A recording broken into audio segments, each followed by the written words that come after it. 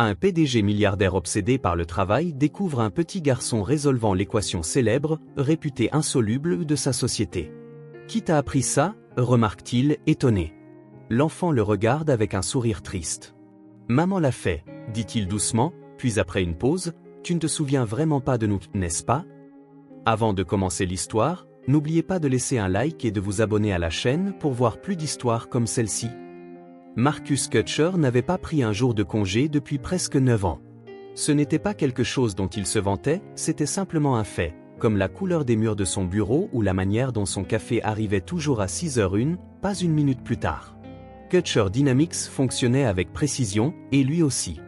L'entreprise était passée d'une modeste start-up en intelligence artificielle à un empire technologique mondial sous sa surveillance obsessive. On murmurait, jamais dit directement, bien sûr, que Kutcher ne dormait pas, ne ressentait rien, ne se préoccupait de rien. Il travaillait, c'était tout. Le prix de cette dévotion se faisait sentir partout, dans l'écho d'un pantouse vide, dans la distance polie de ses employés, dans la façon dont personne ne posait jamais de questions sur sa vie personnelle, car tout le monde connaissait déjà la réponse, il n'y en avait pas. La journée familiale avait été une idée du service de relations publiques, un remontant de morale qu'il détestait. L'idée d'ouvrir les portes de son entreprise aux conjoints et aux enfants, c'était le chaos, cela lui donnait la peau qui gratte. Il l'avait approuvé d'un simple coup de signature et d'un roulement d'yeux, en présumant qu'il n'aurait pas à y participer réellement. Mais maintenant, se tenant dans le grand atrium, affichant un sourire forcé et une plaque de sécurité mal accrochée à sa ceinture, il se demandait si cela n'était pas une sorte de punition karmique pour avoir survécu à chacune de ses émotions. Il errait dans l'événement tel un fantôme dans sa propre maison, des enfants jouaient avec des robots programmables dans un coin du hall. Quelqu'un des RH distribuait des sacs à dos à l'effigie de l'entreprise, et il y avait des cookies en forme de circuits imprimés. Marcus passait devant tout cela, détaché, les mains dans les poches, hochant la tête seulement quand c'était nécessaire. Il ne se souvenait pas de la dernière fois où il avait parlé à quelqu'un de moins de 20 ans sans devoir signer un chèque par la suite. Un groupe d'employés s'était rassemblé dans l'LRD. Il n'avait pas prévu d'aller par là, mais la foule l'attira. Un murmure bas d'excitation se faufilait dans leur voix. Confus, impressionné, amusé. C'était rare dans ce bâtiment. Notre Andy est l'endroit où l'inspiration va mourir après trop de réunions du conseil, pensa-t-il. Il s'approcha, prêt à disperser la distraction en cours, quand il aperçut le terminal. Ce n'était pas le garçon qui l'avait frappé d'abord, c'était l'équation. L'interface à l'écran lui était familière, l'un des projets internes les plus ambitieux de Kutcher Dynamics. L'équation était devenue infâme au sein de l'entreprise, chuchotée dans le même souffle que des projets lunaires impossibles et des génies épuisés. C'était un modèle, un algorithme prédictif si avancé qu'il pouvait cartographier les schémas de prise de décision humaine à un niveau presque cognitif. S'il le déchiffrait, tout changerait, la médecine, la finance, l'analyse comportementale. Mais personne ne l'avait fait. Des années de simulation, de subventions et d'itérations ratées avaient laissé la base de code telle une cathédrale à moitié construite. Pas de toit, pas de chemin à suivre. Jusqu'à maintenant. Marcus se fraya un chemin à travers la foule. Les employés se séparèrent en murmurant son nom et s'écartèrent instinctivement. Il ne remarqua pas que ses yeux étaient rivés sur le moniteur et sur le garçon assis devant lui. Il ne devait pas avoir plus de 8 ans, sweatshirt pâle, jean noir, un lacet défait, les cheveux légèrement ébouriffés, et il tapait avec une sorte de concentration décontractée qui ne correspondait pas à son âge. Le code défilait, net et déterminé, pas des frappes aléatoires, pas un gamin qui appuie sur des boutons pour le plaisir, mais une logique véritable, le genre de logique que Marcus reconnaissait immédiatement parce que c'était celle qu'il avait poursuivie pendant des années. Le garçon fit une pause, apporta un petit ajustement à une fonction, puis appuya sur Entrée. Le terminal effectua des calculs, lança une simulation longtemps retardée, se débloqua et acheva son exécution en entier. Le garçon se pencha en arrière, il n'avait pas l'air surpris, juste las, comme s'il venait de finir un problème de mathématiques qu'il avait résolu une centaine de fois dans sa tête avant de le coucher sur le papier. Marcus fit un pas de plus. « Qui a autorisé l'accès public à ce terminal ?» demanda-t-il doucement. Personne ne répondit. La plupart semblaient trop stupéfaits pour parler.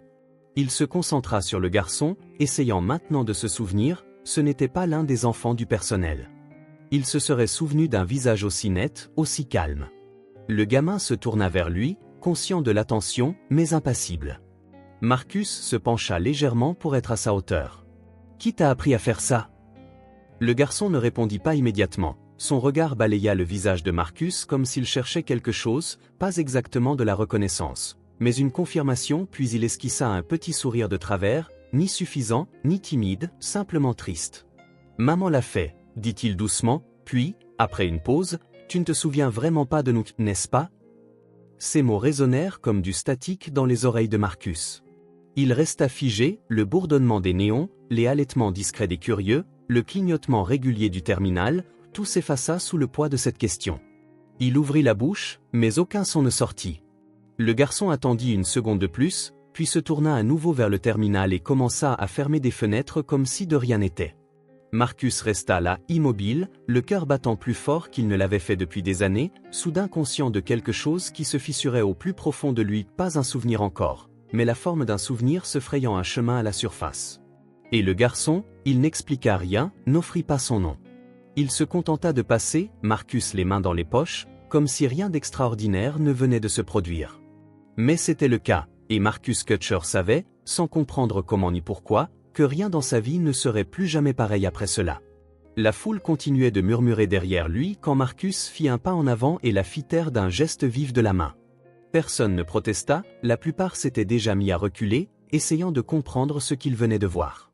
Il ne prit pas la peine de regarder leur visage, son attention resta fixée sur le garçon, sur Ellie, qui venait de résoudre de manière désinvolte ce que certaines des esprits les plus brillants de l'entreprise avaient mis une demi-décennie à cerner, tels des vautours. Ellie qui avait prononcé ces mots si simplement, comme s'il n'était pas conscient de la profondeur de leur blessure. « Tu ne te souviens vraiment pas de nous, n'est-ce pas ?» Marcus tendit la main et tapa légèrement sur l'épaule du garçon. « Viens marcher avec moi. » Ellie hésita, mais hocha la tête. Ensemble, ils se dirigèrent dans le couloir, passant devant l'LRD et descendant vers l'une des petites salles de conférence. Marcus laissa la porte entr'ouverte pour éviter toute suspicion, mais s'assura que personne ne suivait. Le garçon s'installa à la longue table, balançant un peu ses pieds sous la chaise, toujours composé, toujours en observant. Marcus se tint en face de lui, les bras croisés. « Comment as-tu appris la structure du langage de ce terminal ? Il est propriétaire, il n'est même pas disponible en dehors de l'entreprise. » « Je l'exploite, » répondit Ellie, « et j'écoute. La majeure partie n'est pas aussi secrète que tu le penses. » Il n'y avait aucune arrogance dans sa voix, juste une confiance calme qui venait de n'avoir rien à prouver. « Il est basé sur le modèle Aegis 12, non ?» demanda Clara. « Il favorisait toujours la cartographie récursive, » dit-elle. « Je pensais que c'était ton point faible. » Ce nom frappa Marcus comme une gifle. « Clara !» Sa gorge se serra avant même qu'il ne puisse se contrôler. « Clara, ma mère » dit Ellie. « Tu ne te souviens vraiment pas ?»« Non » intervint Marcus. Sa voix tomba légèrement, s'adoucissant involontairement. « Quand tu as dit, ou que voulais-tu dire ?» Ellie inclina légèrement la tête, sans répondre. Au lieu de cela, il fouilla dans le petit sac à dos accroché au dossier de sa chaise, en sortit une boîte à lunch, l'ouvrit, en sortit un sandwich et commença à le déballer. « Tu vas devoir demander à maman toi-même, » dit-il. Marcus le regarda. « Quel est ton nom de famille ?» Mais Ellie se contenta de sourire, sans se moquer, simplement en silence. « Ils vont se demander où je suis passé. Je devrais retourner. » Avant que Marcus ne puisse l'en empêcher, le garçon était déjà à mi-chemin de la porte. Marcus ne bougea pas. Il ne savait pas quoi dire qui n'aggraverait pas les choses. Il regarda le garçon disparaître dans le couloir, ne laissant derrière lui qu'un sandwich inachevé et l'équation impossible clignotant à l'écran. Dans son esprit, le reste de l'après-midi s'écoula comme une série de photographies fixes. Marcus suivit le déroulement de la journée familiale, mais rien de tout cela ne s'imprima en lui. Il partit avant même que l'événement ne soit officiellement terminé, hochant la tête aux personnes qu'il ne connaissait pas, écartant celles qui tentaient de lui parler. Le hall de l'entreprise paraissait trop bruyant, la voiture trop silencieuse. Lorsqu'il atteignit le Penthouse, la ville était déjà enveloppée par la nuit. Il n'alluma pas la lumière. À la place, il se dirigea vers le coin éloigné de son bureau où se trouvait une vieille étagère, en grande partie intacte. Le tiroir du bas était bloqué, depuis des années. Il le força à s'ouvrir avec le talon de sa main, puis fouilla à l'arrière, là où il savait que le passé avait été rangé hors de vue. Il en retira un vieux carnet relié en cuir, délavé. Il avait appartenu à Clara. Il ne l'avait pas consulté depuis presque une décennie. Les bords étaient effilochés, les pages remplies de son écriture petite et efficace, de schémas, d'équations, de questions griffonnées dans les marges, parfois un croquis d'une ligne d'horizon, une tasse de café, le profil d'un visage d'homme, son visage. Il se souvint qu'ils avaient travaillé ensemble au début. Elle était brillante d'une manière différente de lui, moins linéaire, plus abstraite. Ils se complétaient, se heurtaient parfois, se heurtaient souvent. Il était tombé amoureux d'elle avant de comprendre ce qui se passait, et puis, un jour, elle avait disparu. Il s'assit sur le bord du canapé, le carnet reposant sur ses genoux. Il tourna la page vers la fin du carnet. Là, se trouvait sa version même de l'équation qu'Ellie avait résolue aujourd'hui, inachevée, mais dangereusement proche de ce que Marcus lui-même considérait comme la meilleure tentative depuis des années. Clara y avait travaillé, ce qui signifiait qu'elle était restée intéressée bien après avoir quitté sa vie. Il feuilleta jusqu'à la dernière page, une date, la veille de sa disparition. En dessous, une seule phrase. Certaines choses sont plus importantes que d'avoir raison. Le souvenir lui revint par fragments, une conversation acerbe, des voix élevées, la valise de Clara posée à la porte, sa main hésitante sur la poignée, son silence, et lui, en plein lancement d'un produit, trop distrait pour même demander où elle allait. Elle lui avait dit qu'elle ne pouvait pas vivre en seconde position par rapport à son ambition. Il avait pensé qu'elle dramatisait, qu'elle reviendrait. Elle n'était pas revenue. Il se frotta les mains sur le visage. Son pouls était stable, mais tout en lui semblait instable, comme si quelque chose se déplaçait juste sous la surface.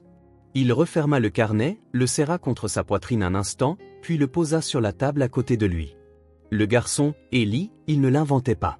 Marcus l'avait vu résoudre l'équation, avait entendu son nom, avait entendu Clara. Il saisit son téléphone et ouvrit sa liste de contacts, faisant défiler jusqu'à trouver le nom de Nena. Son assistante travaillait avec lui depuis assez longtemps pour savoir quand il ne posait pas une question par pur caprice. « Peux-tu lancer une recherche discrète » demanda-t-il. Quand elle répondit « oui », il poursuivit « j'ai besoin d'informations sur un garçon prénommé Ellie, environ 8 ans. Il était présent à la journée familiale aujourd'hui. Je veux savoir avec qui il est venu, à qui il appartient. » Il y eut une pause. Est-ce à cause de cette histoire d'équation dont tout le monde murmure ? Je me fiche de ce que les gens murmurent. J'ai besoin de son nom de famille. Je crois que je connaissais sa mère. Une autre pause. D'accord, je lance la recherche. Il raccrocha et posa le téléphone à côté du carnet. Dehors, par la fenêtre, la ville continuait, les lumières clignotaient en rythme prévisible. À l'intérieur du Penthouse, tout était immobile. Marcus se pencha en arrière, fixa le plafond, pour la première fois depuis des années, il ne se sentait certain de rien. « Je ne savais pas qu'il y avait assez de nous pour oublier. » murmura-t-il, mais il y en avait, et maintenant, je ne peux plus m'empêcher de penser à ce que cela m'a coûté. Le carnet resta sur la table de chevet de Marcus comme une plaie qu'il n'arrêtait pas de tripoter. Il le feuilletait chaque soir depuis l'avoir retrouvé, lisant encore et encore les notes de Clara, cherchant quelque chose qui pourrait expliquer comment le passé lui avait échappé sans qu'il ne s'en rende compte. La plupart des entrées étaient techniques, mais il y avait aussi ici et là quelques remarques dans les marges, des pensées brèves et incisives dont il ne se souvenait pas qu'elle ait fait mention. Il y avait des choses sur l'équilibre, la solitude, le sentiment d'être invisible, des choses qu'elle n'avait jamais dites à haute voix quand elle était avec lui. Il n'avait pas encore eu de nouvelles de Nina. Elle avait dit qu'elle travaillait dessus et qu'elle resterait discrète, mais même ce délai le dérangeait. Il voulait des réponses, non seulement sur Ellie ou Clara, mais sur lui-même, sur la façon dont il avait manqué le tournant le plus important de sa vie et avait continué à avancer. À la fin de la semaine, le calendrier de l'entreprise annonça quelque chose d'inhabituel, une tournée pour les jeunes organisée par l'un des responsables de l'engagement communautaire. Marcus ignorait ces événements religieusement, mais quand il vit la liste des étudiants présents, il la parcourut 2 fois. En petits caractères soignés, il y avait « Ellie M, 8 ans ». Cela suffisait.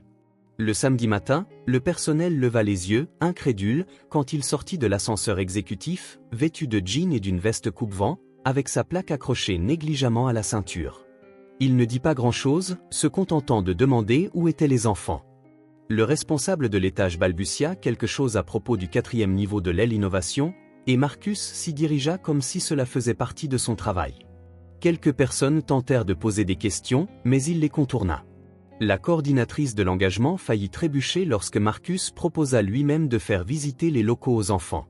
Elle répondit « oui, évidemment », puis disparut pratiquement, le laissant seul avec des élèves de 24 ans et 2 accompagnateurs tout aussi désemparés. Il ne remarqua même pas leur présence. Ellie se tenait près de l'arrière, non pas particulièrement surpris de le voir, juste légèrement curieux. La visite était maladroite. Marcus n'était pas habitué à expliquer les choses en langage simple, il se retrouvait à bafouiller des métaphores, cherchant des comparaisons qu'il n'avait jamais eu à utiliser.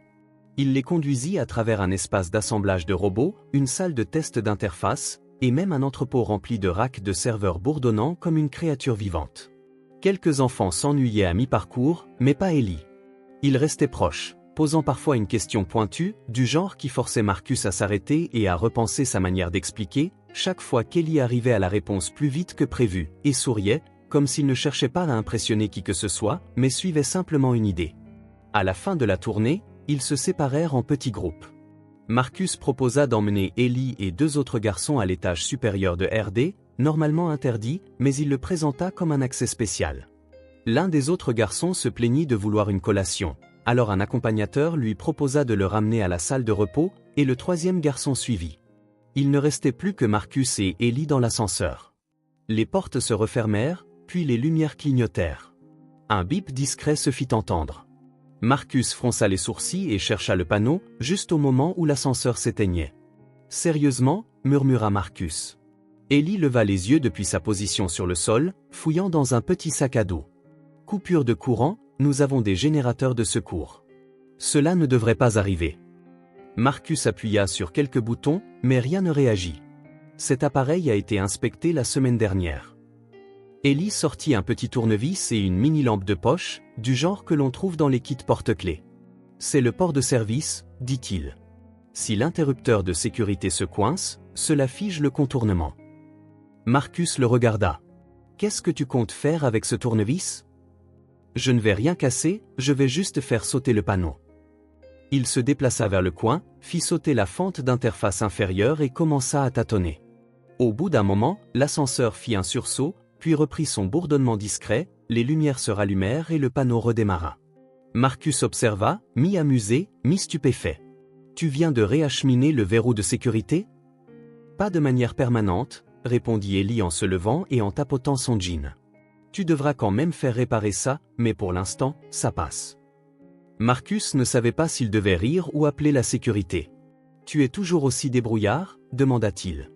Ellie haussa les épaules. « J'aime les problèmes, surtout quand ils peuvent être résolus. » L'ascenseur atteignit l'étage supérieur et s'ouvrit. Marcus hésita avant d'en sortir. « Ta mère ?» dit-il prudemment. « Clara, est-ce qu'elle parle parfois de cet endroit ?» Ellie ne répondit pas tout de suite. Il marcha quelques pas dans le couloir, absorbant l'espace tranquille avec ses rangées de modèles prototypes sous verre, ses lignes épurées et son éclairage tamisé. « Pas vraiment ?» dit Marcus en le suivant lentement. « Qu'est-ce qu'elle dit de moi ?»« Elle ne parle pas beaucoup de toi non plus, » répondit finalement Ellie.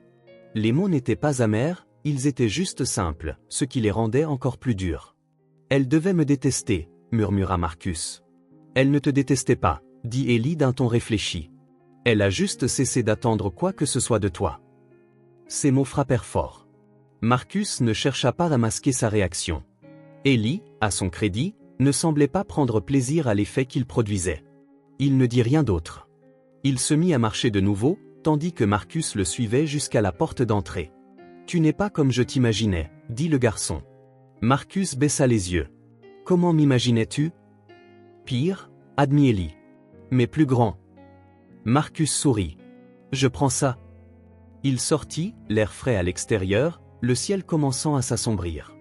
La maison se dressait derrière lui comme un lieu dont il n'avait jamais su qu'il manquait. Alors qu'il se dirigeait vers la voiture, il réalisa quelque chose qui le perturbait plus que tout ce qu'il avait appris ce jour-là, il voulait revenir. Marcus revint le lendemain, puis le jour suivant.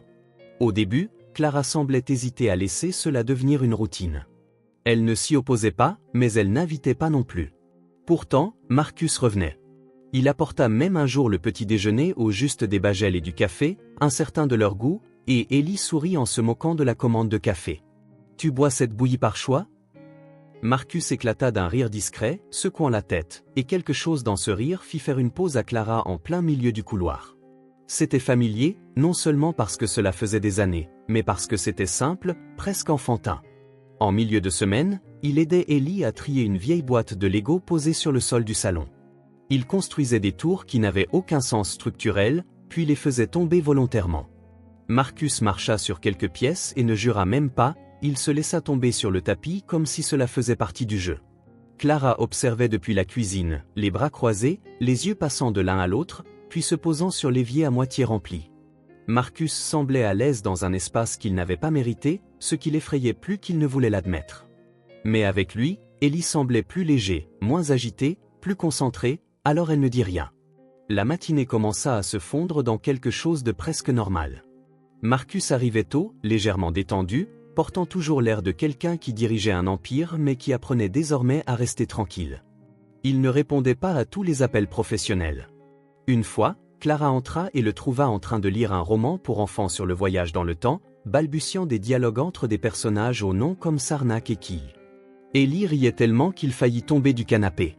Marcus leva les yeux, capta l'expression de Clara et lui tendit le livre, comme pour s'excuser. « Apparemment, je ne sais pas comment exprimer, un espace pour la chèvre, dit-il. » Clara secoua simplement la tête et quitta la pièce avant qu'il ne puisse voir son sourire. Un soir, bien après que Ellie eût été couchée, Clara se rendit dans la cuisine et trouva Marcus devant l'évier, en train de rincer des assiettes. Rien de spectaculaire, juste en train de frotter sans qu'on ne le lui demande. Il avait l'air fatigué mais calme. Elle s'arrêta dans l'encadrement de la porte, soudain submergée par l'ordinaire de la scène. Pas de geste grandiose, pas de discours, juste Marcus lavant la vaisselle dans un t-shirt doux et aux manches retroussées, fredonnant doucement. Elle s'assit à la table, incertaine de la raison pour laquelle sa poitrine se serrait. Peut-être parce que cela semblait si facile pour lui, peut-être parce que cela lui rappelait quelque chose qu'il n'avait jamais eu. Il remarqua qu'elle regardait, ferma le robinet et se sécha les mains avec une serviette qui portait une tache de café près du bord. « J'ai tout raté, n'est-ce pas ?» dit-il. Clara hocha la tête. Il s'approcha et s'assit en face d'elle, sans essayer de se rapprocher outre mesure, mais sa présence comblait l'espace. Il y avait quelque chose de tendre dans le silence qui s'installait entre eux et dans la façon dont la maison semblait se faire plus silencieuse à cet instant. Ils ne s'embrassèrent pas que ce n'était pas le moment, mais quelque chose adoucit les murs qui étaient restés trop longtemps. Plus tard dans la soirée, Clara se tint dans le couloir, écoutant Marcus dire bonne nuit à Ellie. Le garçon posait des questions sur le fonctionnement des modèles prédictifs et Marcus essayait d'expliquer les probabilités en utilisant des références de dessins animés. Ellie interrompit, proposa sa propre solution et Marcus rit, puis s'arrêta soudain. « Tu es mon fils », dit-il doucement, pas comme une révélation, mais comme s'il se permettait enfin d'y croire. Clara ferma les yeux, les doigts se crispant légèrement. Dans le cadre de la porte, elle ne pleurait pas, mais elle en avait envie. Le lendemain matin, Ellie fit irruption dans la cuisine avec un carnet à la main et dit à Marcus qu'il avait une idée. « Je veux construire un ordinateur qui comprend les sentiments », déclara-t-il. Pas seulement réagir, mais comprendre. Marcus cligna des yeux. « C'est compliqué. »« Ouais, » répliqua Ellie en souriant, « c'est pour ça que je te parle d'abord. Tu es mon cobaye. »« Ah, je vois. Et quand cet ordinateur me remplacera, que se passera-t-il ?»« Je te promouvrai, » dit Ellie. « Vice-président de l'assurance qualité des encas. » Marcus se renversa en arrière. « Génial, un cofondateur, à condition que tu ne me renvoies pas quand je serai plus intelligent que toi. »« Tu le es déjà, » dit Clara en posant une assiette sur la table et en s'asseyant à côté d'eux. Le moment passa sans commentaire, mais il resta avec elle toute la journée. 3 jours plus tard, Ellie se tenait devant sa classe à l'école, présentant un projet fait maison sur la cartographie Neurom. Clara l'avait aidé pour les visuels, Marcus avait imprimé les étiquettes. C'était la première fois qu'ils collaboraient sur quelque chose qui ne soit ni tendu ni technique. Clara était assise au 2e rang, Marcus avait pris la journée de congé. Au début, Ellie était nerveux, mais ensuite quelque chose s'enclencha et il se mit à briller, expliquant les systèmes avec des métaphores qui firent cligner des yeux les professeurs et pencher la tête à ses camarades. Ses mains bougeaient pendant qu'il parlait, débordant d'animation et de confiance. Clara souriait en regardant son visage s'illuminer sous les lumières de la classe. Puis, il s'arrêta en plein milieu d'une phrase. Il y eut une brève pause, juste une seconde, puis le corps d'Ellie se repliant sur lui-même, ses genoux fléchissant, il s'effondra sur le côté comme si un interrupteur avait été actionné. Clara fut la première à se précipiter vers lui, abandonnant son sac et se précipitant, sa voix se brisant en appelant son nom. Un enseignant cria pour que l'infirmière intervienne, un autre appela les services d'urgence. Marcus poussa à travers la foule, sortant déjà son téléphone, sa voix basse et urgente. À l'hôpital, ils furent séparés. Les médecins agirent rapidement, les infirmières donnèrent des instructions et émettaient des tonalités aiguës. Clara continua à presser sa paume contre sa poitrine comme si elle essayait d'empêcher ses côtes de se briser. Marcus arpentait, la mâchoire serrée, incapable de s'asseoir. Après ce qui sembla être des heures, un médecin sortit. Son visage exprima « c'en est assez ». Il expliqua qu'il s'agissait d'une malformation cardiaque congénitale qui était passée inaperçue, silencieuse et agressive. Nous avions fait tout ce que nous pouvions. Le couloir s'effaça, les bips des moniteurs derrière le rideau ne signifiaient plus rien. Maintenant, Marcus entendait à peine Clara murmurer quelque chose, puis commencer à trembler. Ils furent autorisés à entrer dans la chambre. Le monde devint silencieux lorsqu'ils franchirent le seuil. Ellie était petit, allongé dans le lit, encore avec les tubes débranchés, les moniteurs éteints. Clara s'assit à côté de lui et caressa ses cheveux. Elle se pencha et murmura des berceuses qu'elle n'avait pas chantées depuis des années. Marcus se tenait de l'autre côté, tenant la main d'Ellie, essayant de ne pas trembler. Ellie remua une fois, les yeux papillonnants, sa respiration peu profonde. « Ne sois pas triste, dit-il. » Ils se rapprochèrent. « J'avais tout, » murmura Ellie. « Toi et maman, vous étiez ma partie préférée. » Puis il s'arrêta, pas graduellement, juste s'arrêta. Clara poussa un cri et s'effondra sur lui. Marcus appela son nom une fois, puis encore plus fort, incapable de respirer, incapable de bouger. Le monde se brisa autour d'eux et rien ne fut plus jamais pareil. Les funérailles furent silencieuses, pas de presse, pas de déclaration corporative, pas de rangée d'étrangers en costume prétendant connaître le garçon dont le nom était gravé en petites lettres argentées sur le cercueil, juste quelques personnes, enseignants, voisins, la bibliothécaire de l'école qui avait toujours réservé des livres supplémentaires sur l'espace. La cérémonie eut lieu dans le jardin à l'arrière de la propriété de l'ami de Clara, entouré de bouleaux et de chaises de banc fragiles disposées en rangées nettes, mais la plupart des gens restaient debout. Personne ne savait vraiment quoi faire de ses mains. Clara était assise près de l'avant, immobile et raide, le regard fixé sur un point juste au-dessus du cercueil, sans jamais baisser les yeux. Marcus gardait ses distances. Il s'asseyait quelques rangées derrière elle, seul, le dos droit, les mains serrées dans ses genoux comme s'il se préparait à quelque chose qui ne vint jamais. Il n'avait pas pleuré, ni à l'hôpital ni ici. Une pression se formait dans sa poitrine, mais rien ne bougeait. Clara non plus ne pleurait. Elle ne disait rien, ne touchait pas aux fleurs disposées près de la photo d'Ellie. Le silence entre eux s'étira, fragile, avec tout ce qu'ils ne disaient pas. Après l'enterrement, les gens vinrent offrir de douces condoléances. Marcus hochait la tête quand c'était nécessaire, tandis que Clara les évitait. Elle s'éclipsa avant que la dernière personne ne parte, monta dans sa voiture et partit sans dire à personne où elle allait. Marcus se tenait dans l'allée de gravier en la regardant disparaître. Il ne la poursuivit pas, il se dit qu'elle ne voulait pas être suivie. Peut-être avait-elle raison. Quelques jours plus tard, Nena entra dans son bureau pour le trouver fixant son écran, immobile. Les lumières étaient éteintes, les stores fermés. Il n'avait pas beaucoup parlé depuis son retour, les réunions étaient plus courtes, il avait cessé de corriger les gens, laissant passer ce qui, autrefois, aurait déclenché des révisions de départements entières. Nena demanda s'il voulait reprogrammer la réunion de stratégie de la semaine. Il ne répondit pas. Elle partit sans insister. Lorsqu'elle revint une heure plus tard, il était toujours dans la même position, les doigts suspendus juste au-dessus du clavier, comme s'il avait oublié pourquoi il était venu. Le numéro de Clara renvoyait directement vers la messagerie vocale. Il appela une fois, peut-être 2 fois, puis il arrêta. Elle avait disparu sans laisser d'adresse, personne ne savait où elle se trouvait, ni ses collègues, ni l'université, ni même la femme qui s'occupait parfois d'Ellie. Parfois, Marcus songea à engager quelqu'un pour la retrouver, mais cela lui semblait mal, comme s'il empiétait sur le seul espace qu'elle lui restait. Elle voulait disparaître. Il comprenait cet élan. Il retourna aux Pentouses, mais ce n'était plus un lieu où l'on était censé vivre. Les dessins d'Ellie étaient toujours accrochés au frigo, son carnet était ouvert sur la table basse, à moitié rempli de notes sur un ordinateur capable de ressentir. Marcus passait devant tous les jours. Parfois il s'arrêtait pour lire une ligne ou deux, mais il ne le déplaçait jamais, il ne pouvait pas. La pièce qui était devenue celle d'Ellie restait intacte. Il ouvrit la porte, regarda le lit, les morceaux épars d'un projet inachevé, les baskets coincées sous la chaise, puis il referma la porte et n'y retourna plus. Il commença à dormir sur le canapé. Au début, ce n'était qu'une nuit, puis une autre, puis une semaine. Le lit semblait trop éloigné de tout, trop définitif. La nuit, il restait éveillé, murmurant dans le noir comme si quelqu'un pouvait l'entendre, « J'aurais dû te dire que je t'aimais. J'aurais dû savoir.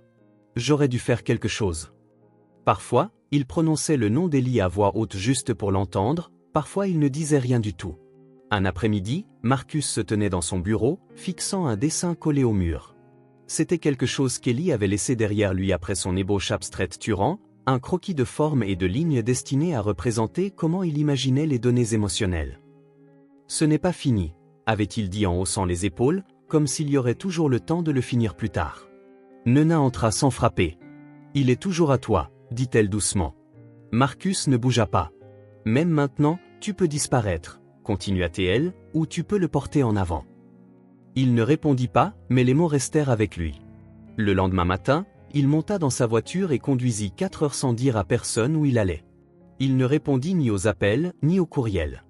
Il avait l'adresse que Nina avait glissée sur son bureau, sans poser de questions. La cabane était nichée dans un bosquet d'arbres près d'un lac, loin de la route la plus proche. Il se gara en silence et emprunta le chemin de gravier étroit. Il y avait de la fumée qui s'échappait de la cheminée, l'endroit semblait habité, mais de justesse. Il frappa une fois, la porte s'ouvrit lentement. Clara se tenait là, plus mince qu'avant, le visage tiré d'une manière qui évoquait plus l'absence que le temps. Elle ne sembla pas surprise de le voir, simplement fatiguée. Ils se regardèrent. « Je ne sais pas comment vivre dans un monde où il n'existe plus, » dit Marcus, sa voix se brisant à la fin. Clara resta immobile, puis recula, ouvrit la porte plus grand, puis cessa d'essayer de vivre sans lui. Il entra. La cabane était silencieuse, une bouilloire sifflait sur la cuisinière, une couverture était pliée sur le bras du canapé, il n'y avait pas de photographie au mur, aucun signe d'Ellie ici. Elle avait effacé toute trace de lui de cet espace. Clara s'assit sans parler, Marcus la rejoignit. Ils ne se regardèrent pas. Le silence ne ressemblait pas à de la paix, c'était plutôt la survie, mais cela suffisait pour l'instant. La première nuit, Marcus ne dormit pas. Il resta allongé sur le canapé, sous une couverture que Clara lui avait donnée sans un mot. La cabane craquait de temps en temps, s'installant dans le froid, une bûche craqua dans la cheminée. Il fixa le plafond pendant des heures, écoutant le rythme discret des pas de Clara se déplaçant dans la maison. Elle ne dit pas bonne nuit, il ne s'attendait pas à ce qu'elle le fasse ou le chagrin s'était trop lourdement installé entre eux pour permettre quelque chose comme le réconfort. Le matin, Clara prépara du café. Elle ne demanda pas comment il avait dormi ni s'il restait plus longtemps, elle versa simplement une deuxième tasse et la posa sur le comptoir. Il la prit sans parler. Ils restèrent ainsi, côte à côte, regardant par la petite fenêtre de la cuisine. Dehors, les arbres perdaient leurs feuilles, le lac scintillait au loin, à peine visible à travers les bois clairsemés. Ils passèrent la journée pour la plupart séparément, Marcus empilait du bois, Clara balayait le porche. Lorsqu'ils se croisaient, ils hochèrent la tête, se saluant parfois par une courte phrase sur la météo ou une tâche à accomplir, mais quelque chose dans leur manière de se mouvoir dans le même espace commença à changer. Le silence n'était plus tranchant, il s'adoucissait, devenait mutuel. Ce soir-là, Marcus alluma le feu, Clara sortit un petit cadre enveloppé dans un tissu, le posa discrètement sur la cheminée et recula. C'était une photo d'Ellie prise lors d'une sortie scolaire, un grand sourire, un sac à dos surdimensionné, tenant un carnet comme s'il s'agissait d'un trésor. Aucun d'eux ne dit un mot, ils restèrent assis, les flammes projetant des ombres à travers la pièce, leurs douleurs individuelles trouvant lentement un rythme qui s'alignait. Le lendemain, Clara dit qu'elle voulait aller au lac. Marcus ne demanda pas pourquoi et la suivit en silence sur le sentier, leurs bottes crissant sur les feuilles. Elle portait une petite boîte en bois enveloppée dans une écharpe délavée. Marcus n'eut pas besoin de demander ce que c'était, il savait. Ils s'arrêtèrent dans une clairière près de l'eau, où les rochers s'aplatissaient pour former un rebord naturel. Ellie y jetait des cailloux. Là, elle lui avait dit une fois qu'elle l'avait emmené, en toute saison, emmitouflé dans des manteaux en hiver, couverts de piqûres de moustiques en été. Il choisissait toujours les pierres les plus lisses et les nommait avant de les jeter. Clara s'approcha de l'eau et s'agenouilla. Elle déroula lentement la boîte, les mains tremblantes une seule fois puis se stabilisant. Elle ouvrit le couvercle et ils restèrent tous deux un moment, incertains de la suite à donner. Marcus avala difficilement. Clara plongea la main et prit une poignée de cendre. Le vent était léger, se déplaçant juste assez pour emporter ce qu'elle libérait. Marcus s'approcha à ses côtés et fit de même. Ils restèrent ainsi pendant un long moment, dispersant ce qui restait de leur fils dans l'endroit qu'il avait le plus aimé. Lorsque Marcus laissa tomber la dernière poignée, quelque chose en lui se brisa, il tomba à genoux et couvrit son visage de ses mains. Il ne tenta plus de retenir ses larmes, il pleura jusqu'à ce que ses épaules ne supportent plus la douleur. Clara s'assit à côté de lui et le serra contre elle, non pas par des mots, non pas par des conseils, mais simplement par le poids de son corps contre le sien. Elle posa sa tête sur lui et le tint pendant qu'il tremblait. « Il nous a pardonné », murmura-t-elle, « peut-être devons-nous nous pardonner à nous-mêmes. » Les mots n'apaisèrent rien, mais ils offrirent un répit, puis un autre. Ils recommencèrent à faire des choses, de petites choses. Ils réparèrent la fuite du toit, principalement par essai et erreur. Ils se promenèrent longuement sans trop parler, écoutant simplement le vent dans les arbres. Marcus répara une marche cassée sur le porche arrière, Clara reprit le pinceau. Au début, elle resta juste à fixer la toile blanche pendant des jours, puis doucement elle commença à peindre, de larges traits et des touches d'or et de bleu, des formes qui n'étaient pas vraiment identifiables mais qui semblaient pleines. Ils ne parlèrent pas de l'avenir, ils ne définissaient pas ce qu'ils étaient. Il n'y avait aucun plan, seulement des jours vécus côte à côte. Marcus rit une fois, un rire sec et inattendu qui surprit les deux. Cela se produisit pendant une tempête, quand un oiseau s'était engouffré dans la cabane par la porte ouverte et refusait de partir. Il le pourchassa avec une couverture, trébucha sur la table basse et faillit renverser les outils de la cheminée. Clara observa, d'abord impassible, puis éclata d'un rire si soudain et étrange qu'elle se mit la main sur la bouche. Marcus s'assit par terre, haletant, l'oiseau perché toujours sur sa chaise, puis il rit aussi, doucement et sincèrement. Le rire s'évanouit rapidement, mais il resta dans la pièce comme quelque chose de sacré. La nuit, il partageait le canapé. Parfois, il lisait dans le carnet d'Ellie, parfois elle peignait pendant qu'il observait. La maison ne ressemblait plus à un lieu de refuge, mais à un espace où des morceaux d'eux-mêmes pouvaient recommencer à revenir. Un soir, Clara descendit dans le couloir et s'arrêta dans l'embrasure de la porte de la chambre de Marcus. Il était assis au bord du lit, fixant la fenêtre. Elle ne dit rien, entra, s'assit à côté de lui et se coucha doucement. Il se coucha à côté d'elle. La pièce ne semblait plus si grande. Elle attrapa son bras et effleura une vieille cicatrice qu'il avait eue des années auparavant lors d'une mauvaise chute dans le laboratoire. Ses doigts se déplacèrent doucement, se remémorant sa forme. « Tu es différent maintenant, dit-elle. Je n'ai jamais pu l'aimer comme je l'aurais dû, dit-il. Mais j'aimerais réessayer avec toi, si tu me le permets. » Il ne répondit pas, mais les mots restèrent. Le lendemain matin, il monta dans sa voiture et conduisit pendant 4 heures sans dire à personne où il allait. Il ne répondit pas aux appels, il ne répondit pas aux courriels. Il avait l'adresse que Nina avait glissée sur son bureau, sans poser de questions. La cabane était nichée dans un bosquet d'arbres près d'un lac, loin de la route la plus proche. Il se gara en silence et emprunta le chemin étroit en gravier. Il y avait de la fumée qui s'échappait de la cheminée, l'endroit semblait habité, mais de justesse. Il frappa une fois, la porte s'ouvrit lentement. Clara se tenait là, plus mince qu'avant, le visage tiré d'une manière qui évoquait plus l'absence que le temps. Elle ne sembla pas surprise de le voir, simplement fatiguée. Ils se regardèrent. « Je ne sais pas comment vivre dans un monde où il n'existe plus, » dit Marcus, la voix se brisant à la fin. Clara resta immobile, puis recula, ouvrit la porte plus grand, puis cessa d'essayer de vivre sans lui. Il entra. La cabane était silencieuse, une bouilloire sifflait sur la cuisinière, une couverture était pliée sur le bras du canapé, il n'y avait pas de photographie au mur, aucun signe d'Ellie ici. Elle avait effacé toute trace de lui de cet espace. Clara s'assit sans parler, Marcus la rejoignit. Ils ne se regardèrent pas. Le silence ne ressemblait pas à de la paix, c'était plutôt la survie, mais cela suffisait pour l'instant.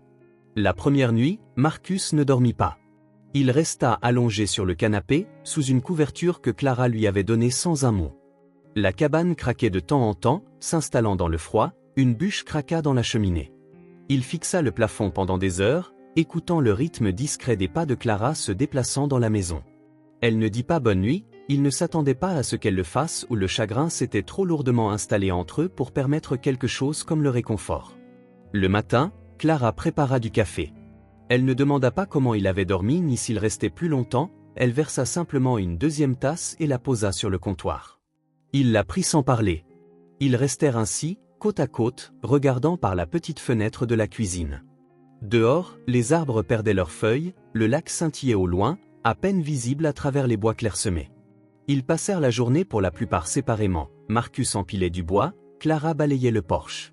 Lorsqu'ils se croisaient, il hochait la tête, se saluant parfois par une courte phrase sur la météo ou une tâche à accomplir, mais quelque chose dans leur manière de se mouvoir dans le même espace commença à changer.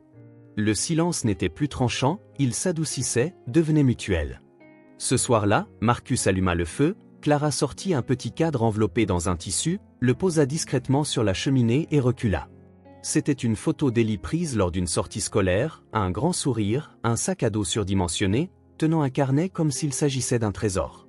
Aucun d'eux ne dit un mot, ils restèrent assis, les flammes projetant des ombres à travers la pièce, leurs douleurs individuelles trouvant lentement un rythme qui s'alignait.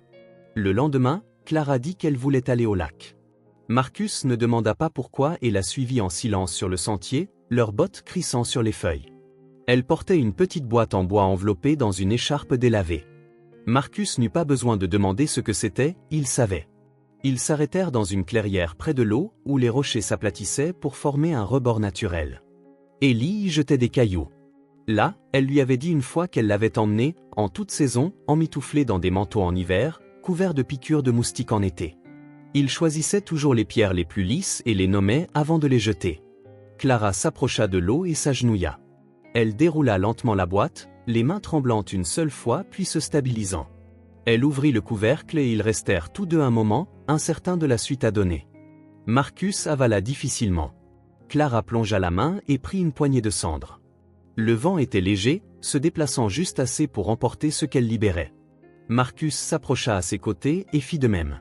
Ils restèrent ainsi pendant un long moment, dispersant ce qui restait de leur fils dans l'endroit qu'il avait le plus aimé. Lorsque Marcus laissa tomber la dernière poignée, quelque chose en lui se brisa, il tomba à genoux et couvrit son visage de ses mains. Il ne tenta plus de retenir ses larmes, il pleura jusqu'à ce que ses épaules ne supportent plus la douleur. Clara s'assit à côté de lui et le serra contre elle, non pas par des mots, non pas par des conseils, mais simplement par le poids de son corps contre le sien. Elle posa sa tête sur lui et le tint pendant qu'il tremblait. « Il nous a pardonné », murmura-t-elle, « peut-être devons-nous nous pardonner à nous-mêmes. » Les mots n'apaisèrent rien, mais ils offrirent un répit, puis un autre. Ils recommencèrent à faire des choses, de petites choses. Ils réparèrent la fuite du toit, principalement par essai et erreur. Ils se promenèrent longuement sans trop parler, écoutant simplement le vent dans les arbres. Marcus répara une marche cassée sur le porche arrière, Clara reprit le pinceau. Au début, elle resta juste à fixer la toile blanche pendant des jours, puis doucement elle commença à peindre, de larges traits et des touches d'or et de bleu, des formes qui n'étaient pas vraiment identifiables mais qui semblaient pleines. Ils ne parlèrent pas de l'avenir, ils ne définissaient pas ce qu'ils étaient. Il n'y avait aucun plan, seulement des jours vécus côte à côte. Marcus rit une fois, un rire sec et inattendu qui surprit les deux. Cela se produisit pendant une tempête, quand un oiseau s'était engouffré dans la cabane par la porte ouverte et refusait de partir. Il le pourchassa avec une couverture, trébucha sur la table basse et faillit renverser les outils de la cheminée. Clara observa, d'abord impassible, puis éclata d'un rire si soudain et étrange qu'elle se mit la main sur la bouche. Marcus s'assit par terre, haletant, l'oiseau perché toujours sur sa chaise, puis il rit aussi, doucement et sincèrement. Le rire s'évanouit rapidement, mais il resta dans la pièce comme quelque chose de sacré. La nuit, ils partageaient le canapé. Parfois, il lisait dans le carnet d'Ellie, parfois elle peignait pendant qu'il observait. La maison ne ressemblait plus à un lieu de refuge, mais à un espace où des morceaux d'eux-mêmes pouvaient recommencer à revenir. Un soir, Clara descendit dans le couloir et s'arrêta dans l'embrasure de la porte de la chambre de Marcus. Il était assis au bord du lit, fixant la fenêtre. Elle ne dit rien, entra, s'assit à côté de lui et se coucha doucement. Il se coucha à côté d'elle. La pièce ne semblait plus si grande. Elle attrapa son bras et effleura une vieille cicatrice qu'il avait eue des années auparavant lors d'une mauvaise chute dans le laboratoire. Ses doigts se déplacèrent doucement, se remémorant sa forme. « Tu es différent maintenant, dit-elle. Je n'ai jamais pu l'aimer comme je l'aurais dû, dit-il. Mais j'aimerais réessayer avec toi, si tu me le permets. » Il ne répondit pas, mais les mots restèrent. Le lendemain matin, il monta dans sa voiture et conduisit pendant 4 heures sans dire à personne où il allait. Il ne répondit pas aux appels, il ne répondit pas aux courriels. Il avait l'adresse que Nina avait glissée sur son bureau, sans poser de questions. La cabane était nichée dans un bosquet d'arbres près d'un lac, loin de la route la plus proche. Il se gara en silence et emprunta le chemin étroit en gravier. Il y avait de la fumée qui s'échappait de la cheminée, l'endroit semblait habité, mais de justesse. Il frappa une fois, la porte s'ouvrit lentement. Clara se tenait là, plus mince qu'avant, le visage tiré d'une manière qui évoquait plus l'absence que le temps. Elle ne sembla pas surprise de le voir, simplement fatiguée. Ils se regardèrent. « Je ne sais pas comment vivre dans un monde où il n'existe plus, » dit Marcus, la voix se brisant à la fin. Clara resta immobile, puis recula, ouvrit la porte plus grand, puis cessa d'essayer de vivre sans lui. Il entra. La cabane était silencieuse, une bouilloire sifflait sur la cuisinière, une couverture était pliée sur le bras du canapé, il n'y avait pas de photographie au mur, aucun signe d'Ellie ici. Elle avait effacé toute trace de lui de cet espace. Clara s'assit sans parler, Marcus la rejoignit. Ils ne se regardèrent pas. Le silence ne ressemblait pas à de la paix, c'était plutôt la survie, mais cela suffisait pour l'instant. Les funérailles furent silencieuses, pas de presse, pas de déclaration corporative, pas de rangée d'étrangers en costume prétendant connaître le garçon dont le nom était gravé en petites lettres argentées sur le cercueil, juste quelques personnes, enseignants, voisins, la bibliothécaire de l'école qui avait toujours réservé des livres supplémentaires sur l'espace.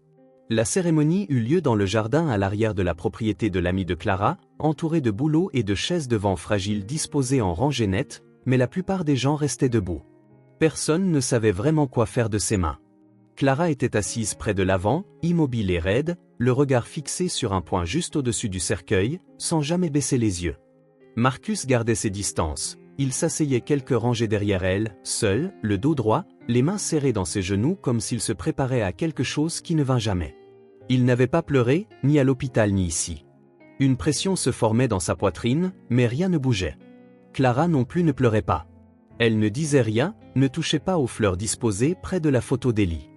Le silence entre eux s'étira, fragile, avec tout ce qu'ils ne disaient pas. Après l'enterrement, les gens vinrent offrir de douces condoléances. Marcus hochait la tête quand c'était nécessaire, tandis que Clara les évitait. Elle s'éclipsa avant que la dernière personne ne parte, monta dans sa voiture et partit sans dire à personne où elle allait. Marcus se tenait dans l'allée de gravier en la regardant disparaître. Il ne la poursuivit pas, il se dit qu'elle ne voulait pas être suivie. Peut-être avait-elle raison. Quelques jours plus tard, Nena entra dans son bureau pour le trouver fixant son écran, immobile. Les lumières étaient éteintes, les stores fermés. Il n'avait pas beaucoup parlé depuis son retour, les réunions étaient plus courtes, il avait cessé de corriger les gens, laissant passer ce qui, autrefois, aurait déclenché des révisions de départements entières. Nena demanda s'il voulait reprogrammer la réunion de stratégie de la semaine. Il ne répondit pas. Elle partit sans insister. Lorsqu'elle revint 1 heure plus tard, il était toujours dans la même position, les doigts suspendus juste au-dessus du clavier, comme s'il avait oublié pourquoi il était venu. Le numéro de Clara renvoyait directement vers la messagerie vocale. Il appela 1 fois, peut-être 2 fois, puis il arrêta. Elle avait disparu sans laisser d'adresse, personne ne savait où elle se trouvait, ni ses collègues, ni l'université, ni même la femme qui s'occupait parfois d'Ellie. Parfois, Marcus songea à engager quelqu'un pour la retrouver, mais cela lui semblait mal, comme s'il empiétait sur le seul espace qu'elle lui restait. Elle voulait disparaître.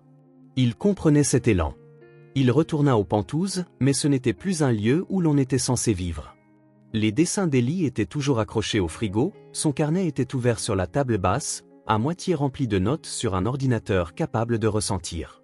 Marcus passait devant tous les jours. Parfois il s'arrêtait pour lire 1 ligne ou 2, mais il ne le déplaçait jamais, il ne pouvait pas.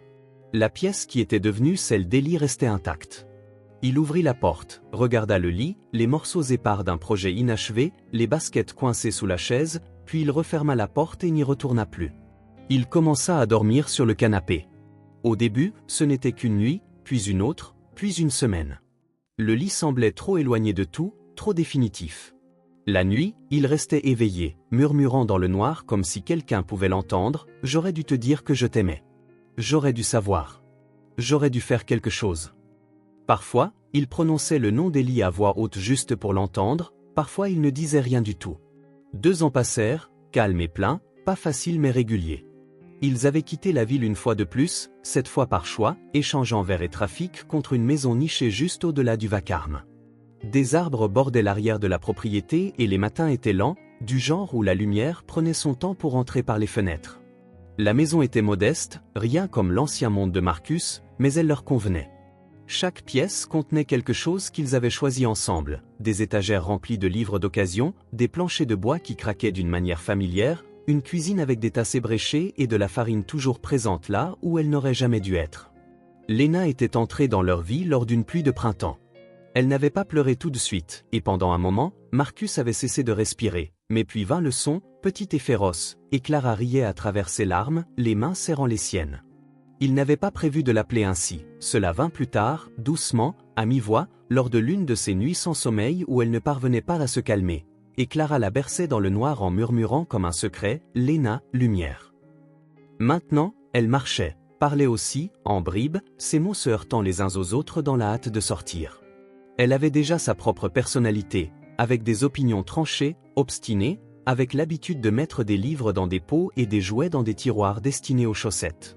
Marcus se retrouvait souvent par terre, construisant des tours de blocs juste pour la voir les renverser dans un chaos réjouissant. Cela ne le dérangeait pas, il la laissait gagner. Elle souriait toujours comme si elle savait qu'elle n'était pas censée avoir ce genre de pouvoir, mais ne pouvait s'empêcher d'en profiter. Ce matin-là, la maison était baignée de soleil. Clara était dans la cuisine, fredonnant quelque chose d'intonation monotone tout en essuyant le comptoir. Ses cheveux étaient lâchés, et il y avait des fleurs sur sa manche. Lena était assise à côté de Marcus sur le tapis, empilant des blocs et construisant des colonnes bancales pendant qu'il essayait de suivre. Elle lui tendit un bloc rouge puis changea immédiatement d'avis et le reprit. « Tu es un architecte très exigeant, dit-il, sans attendre de réponse. »« Le mien est radical, déclara-t-elle. Clairement, rit Clara depuis la cuisine. Elle tient ça de toi. Je ne thésaurise pas les ressources, toi tu le fais. Si c'est du café, c'est comme ça qu'il faut vivre désormais. Non pas avec une aisance constante, mais avec quelque chose de plus fort. Une conscience tranquille que rien ne pouvait être tenu pour acquis. Le chagrin n'avait pas disparu, il avait évolué, se repliant dans leur journée, dans les espaces entre les instants. Il se manifestait dans le silence, quand Marcus passait devant l'ancienne équation encadrée d'Ellie dans le couloir ou quand Clara regardait Lena jouer avec un puzzle et remarquait la manière dont elle fronçait les sourcils, comme son frère l'avait fait autrefois. Mais le chagrin ne les submergeait plus, il vivait à côté d'eux. Un mur du salon arborait une murale que Clara avait peinte, avec des bleus profonds et des violets, un vaste ciel parsemé d'étoiles, chacune différente, dispersée dans un chaos doux. Au centre, peinte légèrement plus brillante que les autres, se trouvait un seul nom, Ellie. En dessous, Clara avait inscrit, en lettres petites et soignées, « Aimé pour toujours, regretté à jamais, toujours présent ». Lena pointait parfois du doigt la murale. « Celle-là, disait-elle en appuyant un doigt dans l'air près de l'étoile d'Ellie, c'est la mienne. »« Non, répondait Marcus, celle-là, c'est ton frère. » Elle ne comprenait pas encore, mais un jour elle comprendrait, et il lui expliquerait. Ce soir-là, après le dîner, les histoires et les innombrables petites tâches de la parentalité, Marcus se retrouva seul dans le bureau, les lumières tamisées, tenant un carnet sur ses genoux, l'un des anciens d'Ellie, pas l'original, mais une copie que Clara avait faite pour lui, préservant les dessins tels qu'ils étaient. Marcus ouvrit une page blanche et commença à écrire. « Chère Ellie, nous n'avons jamais eu assez de temps, mais tu nous as offert quelque chose d'encore plus précieux, l'occasion de réessayer. Ta sœur me regarde comme si elle savait déjà qui tu étais.